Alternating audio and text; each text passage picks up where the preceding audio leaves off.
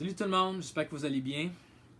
Comme vous avez probablement vu, ce dimanche, on va se retrouver encore une fois en ligne au lieu d'être en personne. On va être sur notre chaîne YouTube, vous pouvez suivre en direct dimanche matin 10h30.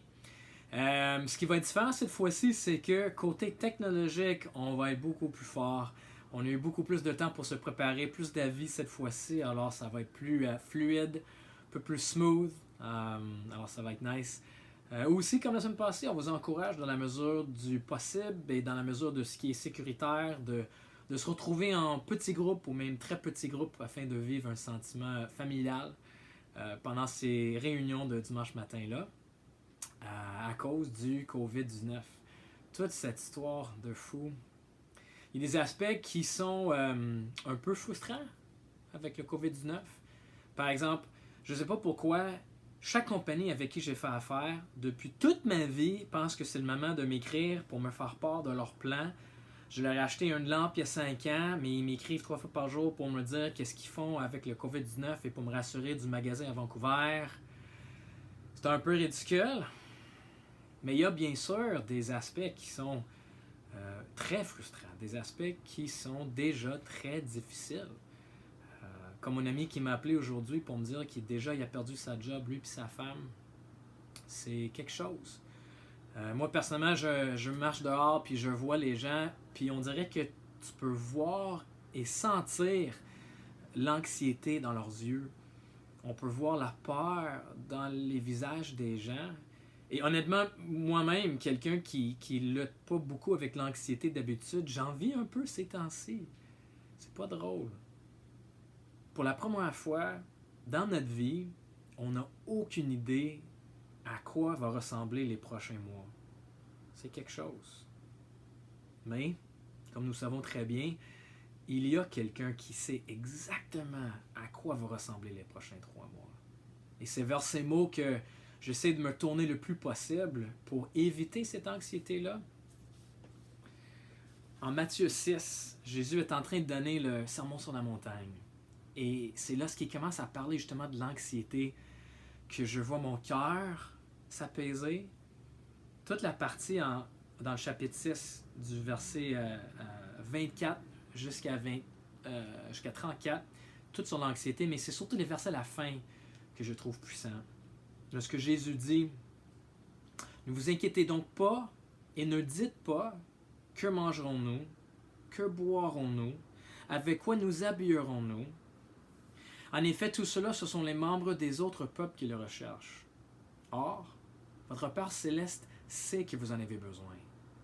Recherchez d'abord le royaume et la justice de Dieu, et tout cela vous sera donné en plus. Ne vous inquiétez donc pas du lendemain, car le lendemain prendra soin de lui-même.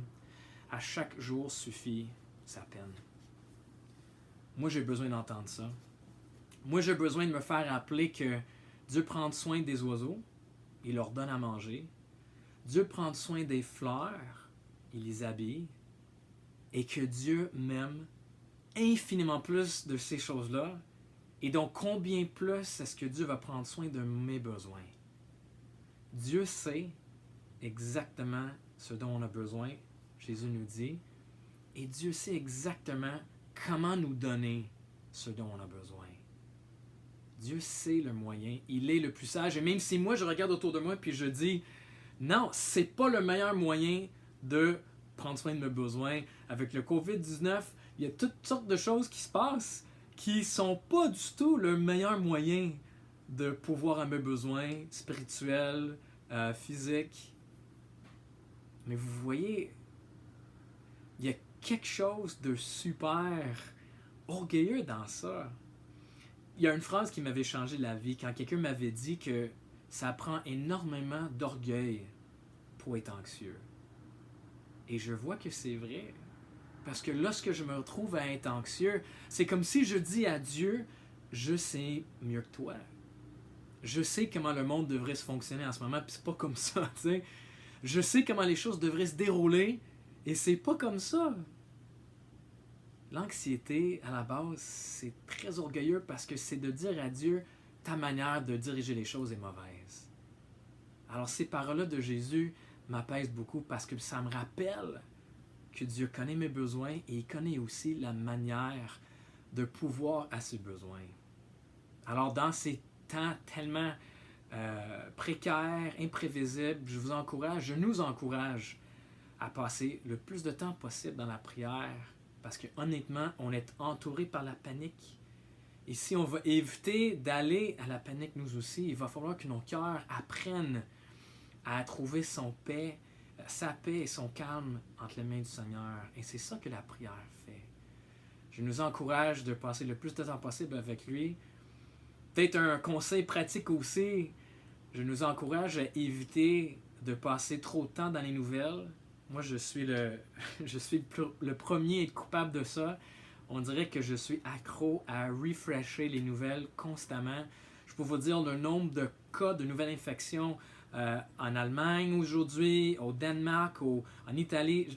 Écoutez, je ne devrais pas savoir tout ça. C'est pas bon pour mon âme ou mon cœur. Alors, oui, on veut être informé, mais afin de minimiser l'impact de l'anxiété et de favoriser la paix de Dieu, passons beaucoup plus de temps dans la parole et dans la prière que l'on passe dans les nouvelles. C'est pas bon pour notre cœur au long terme. Je vous aime, Église du Plateau. J'ai hâte de se retrouver ensemble ce dimanche encore une fois. On va terminer notre série en Ecclésiaste avec encore un sujet de la fumée. Parler de ce qui est temporaire de ce monde et de ce qui ne nous satisfait pas, mais surtout de celui qui satisfait pas juste nos besoins physiques, mais surtout nos âmes. On se voit dimanche. Je vous aime.